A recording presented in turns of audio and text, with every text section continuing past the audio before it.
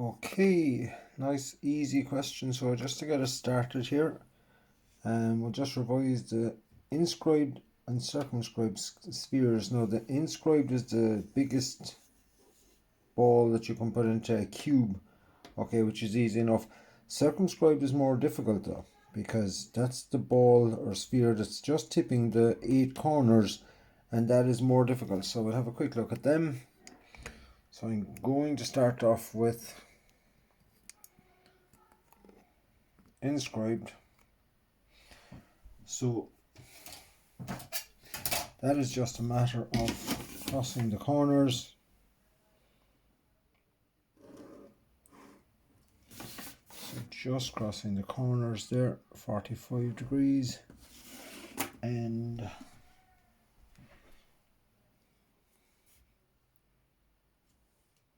setting your compass, and that's it.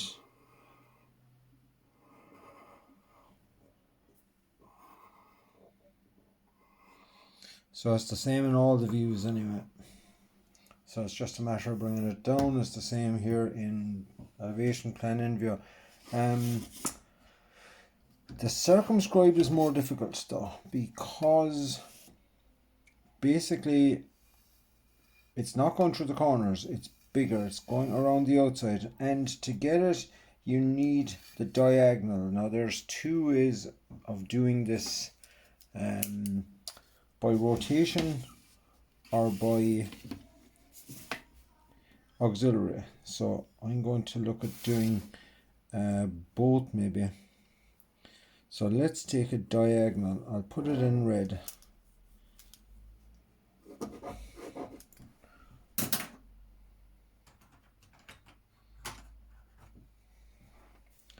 Okay, so here's a diagonal. Here's the left, and that's the right.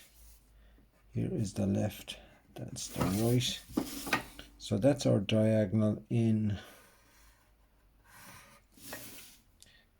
elevation, or diagonal in plan, and I am going to rotate that diagonal.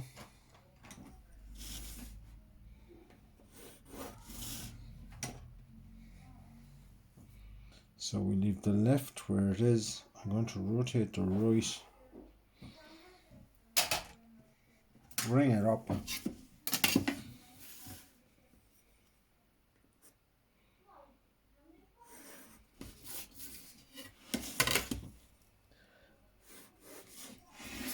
so here is the true length of the diagonal.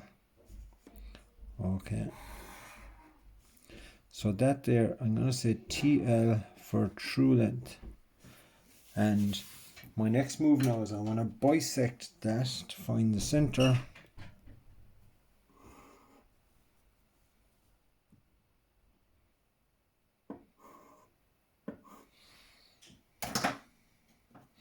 So the center of that true length is here. C for center, and that now is the radius for the circumscribing sphere. Just set my compass to that, double check it.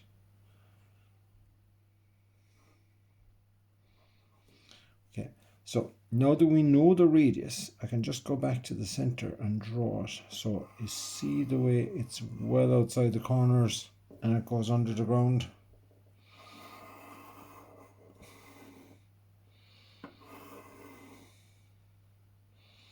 So that's the elevation of both of them. So I'll just, I don't know if it even said to draw them in all views, but I'm going to stick them in all the views anyway. Just locate the centers in all the views.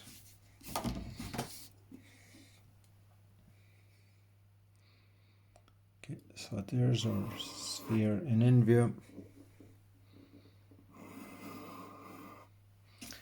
And in plan.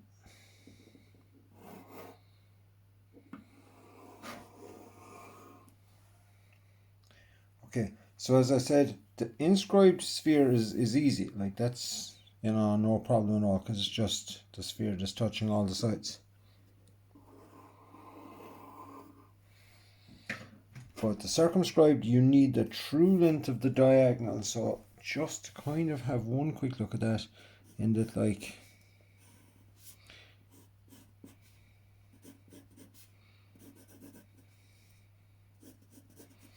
here's our cube.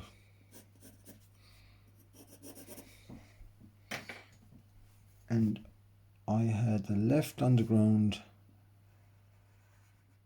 the right up high, and we needed to get the true length of that here and bisect it to find the center of the circumscribing sphere that goes all around the outside.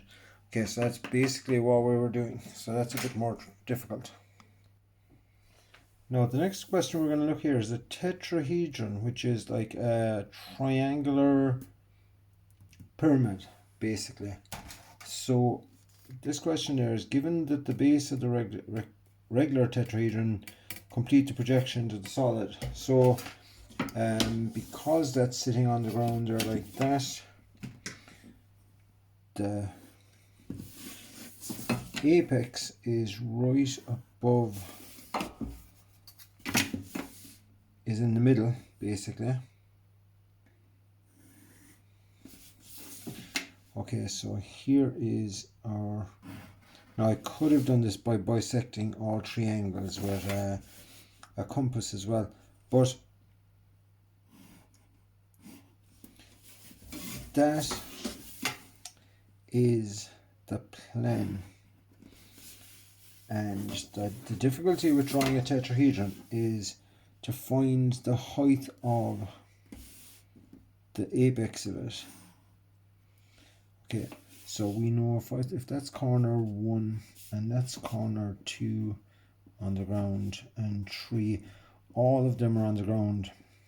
I'm going to call O the apex. So that's 1 and 2 and 3. But to find the apex is the problem. Now all of the edges are the same. So like that, the horizontal line here on the ground, 1, 2. So 2 to 0 or 1 to O, or they're all the same length. So what I'm going to do is I'm going to take an auxiliary view along here. I know that 2 is on the ground. That's 2. I know that O is up in the air up here. And the distance from 2 to O is the same as the distance from 2 to 1. So I'm going to set my compass to that and swing it from 2.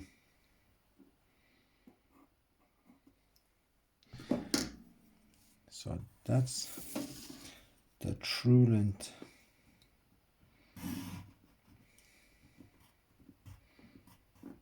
of 2O. And this is an auxiliary view of, I could draw the whole thing, it doesn't tell me anything. I could draw the whole side view there of the tetrahedron there, just to, if it was, might help people to picture it. But really I just wanted the true length 2O here, because this now gives me the height. I now have the height. I'll just mark that in. That's what I wanted. So we can now take the height from this view and step it up to our elevation, and that gives us our height and elevation. So there's the height.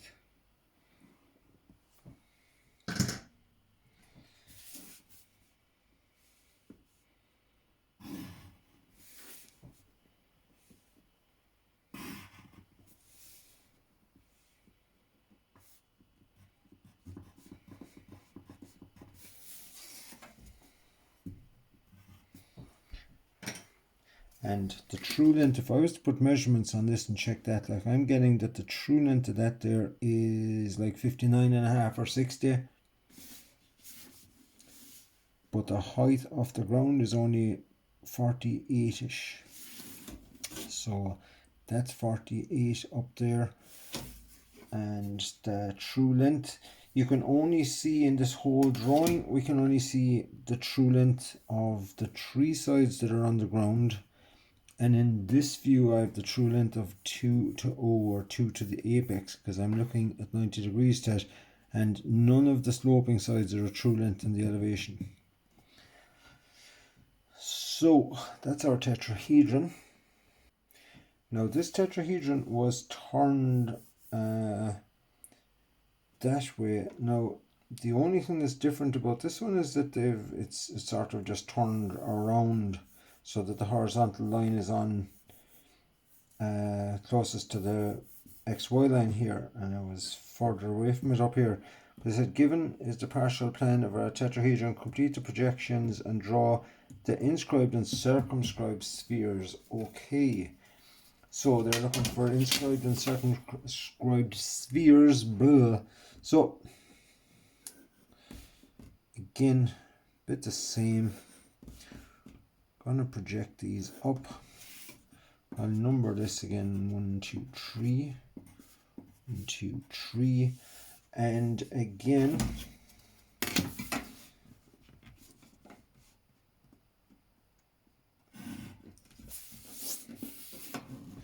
I'm just heavy in the plan.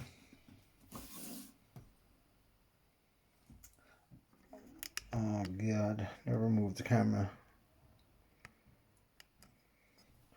Alright, so just heavy in the plan there.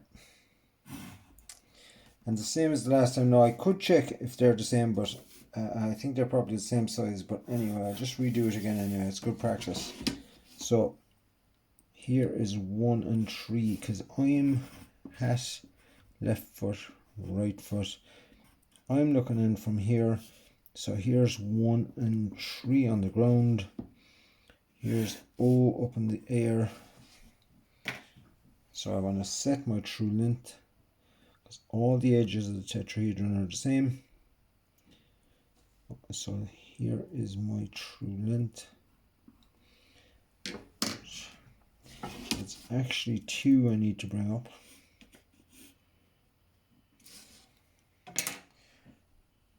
So when I'm looking at 90 degrees to 2O, so 2O in other words is the same length as 1, 2 and 2, 3.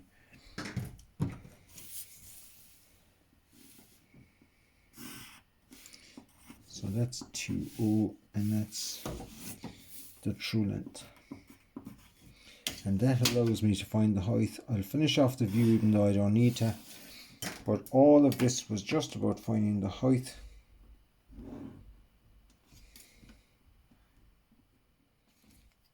So the height, if I was to measure it, I'm getting again, so 49 I'm getting.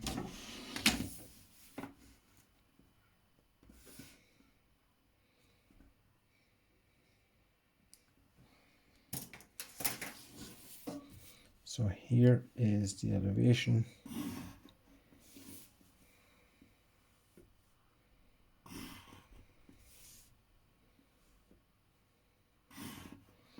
Now that line is heavy here now because that edge is to the front, whereas on the last one it was dotted. Okay, so an inscribed and a circumscribed sphere. So to get the inscribed, I need to bisect this angle, because that's an edge view here.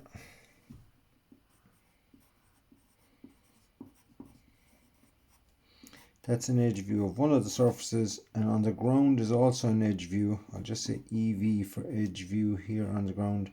So I want to bisect this angle over here with my compass. So just open it any size, step out a distance, then we'll just go a bit bigger, and from both of those step out the same distance again. So I bisected that angle, and the center has to be below the apex. So that there is the center, and this down to the ground is the radius of my inscribed sphere. So here it is.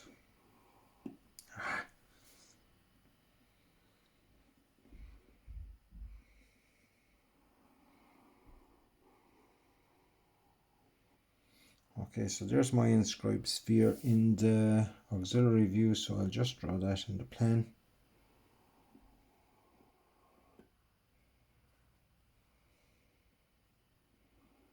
And then finally in the elevation, step up the center.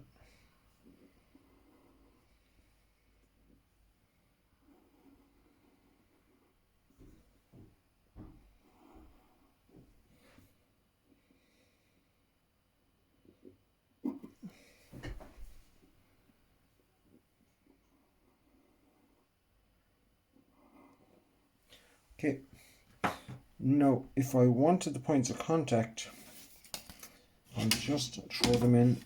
I think I want to come 90 degrees here off this edge. So put a 90-degree angle through the center. I'll just highlight that in green.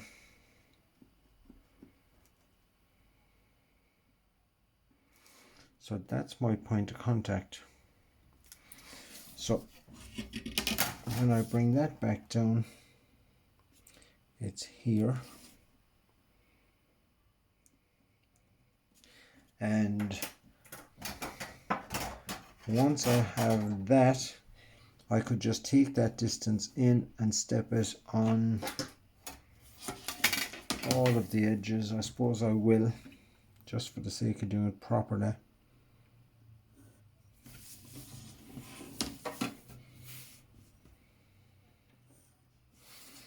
So I could take that distance in from the edge, or I could take it out from the center. It doesn't really matter. So I just step it out from the center.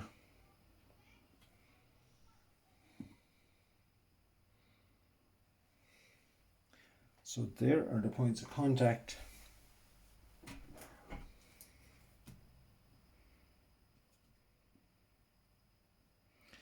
And to find those points of contact in elevation, then they're all going to be at the same height. So I'll just project them up.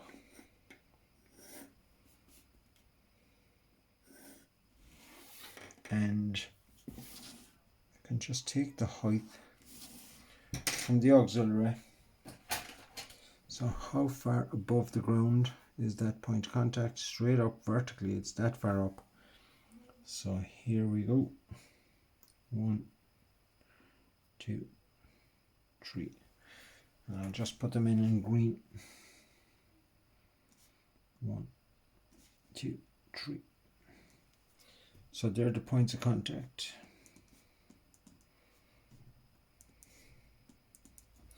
Of the inscribed. Now finally, we want the point of contact for the circumscribed, and again I will be taking here from the in view. So it will be the same center. Okay, it will be the same center, but the radius is here, because I have, looking in from this side, I have the true length of O2. Okay, so I'm seeing the true length of O from of O2 there. So basically from the center here, that is the true length of the radius. So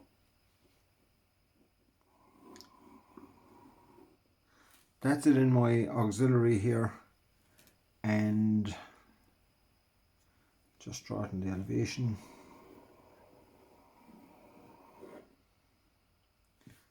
And I'll draw it on the plan.